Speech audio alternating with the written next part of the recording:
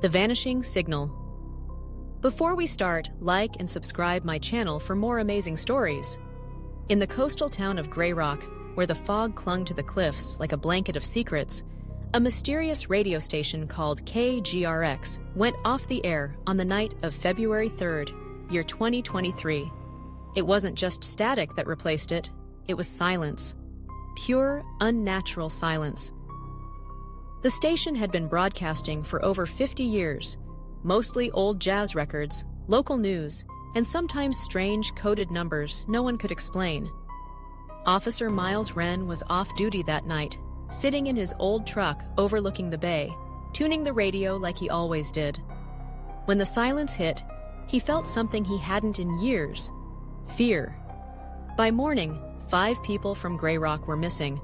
All 5 had one thing in common: they were avid KGRX listeners. Wren returned to the station's crumbling building, located on a rocky hill near the lighthouse. The door was ajar. Inside, dust hung in the air. The control booth was cold and empty, the equipment humming low like it had a heartbeat. On the desk sat a cassette labeled only, "Play If They Vanish." He inserted it into the deck. A voice crackled through. "If you're hearing this, it means they've started again. The ones from the old line. They ride the signal, slipping between our thoughts. They feed on our frequency. You must find the anchor. Without it, more will vanish." Then came static. The only other sound was the ticking of a wall clock, stopped at exactly 11:11. Wren went to the town records. The station was built in the year 1971 by a former World War II communications officer named Felix Grant. He was known for his obsession with shortwave radio, especially broadcasts that carried encrypted war messages. Felix vanished without a trace in the year 1976. His last journal entry read, "They are not coming from space, they are coming from between the seconds." Wren dug deeper. The 5 missing residents had all called the same number days before disappearing, a number no longer in service.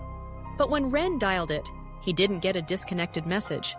He got music, old jazz, from the exact playlist that used to air on KGRX. He traced the signal to a tower deep in the abandoned part of town, the quarry line, where the original train tracks ran before the collapse in 1954. He found the tower, bent, rusted, but humming. Beneath it was a hatch. Inside, a narrow stairwell leading down. He descended, flashlight in hand, the air growing denser with every step. At the bottom, a control room powered by an impossible machine. Coils, wires, spinning gears. On the wall, 5 photographs. The missing residents. Each photo was glowing faintly. A panel on the console read, "Tuning Portal." Beneath it, 5 dials, all set to different frequencies. Wren adjusted the first dial.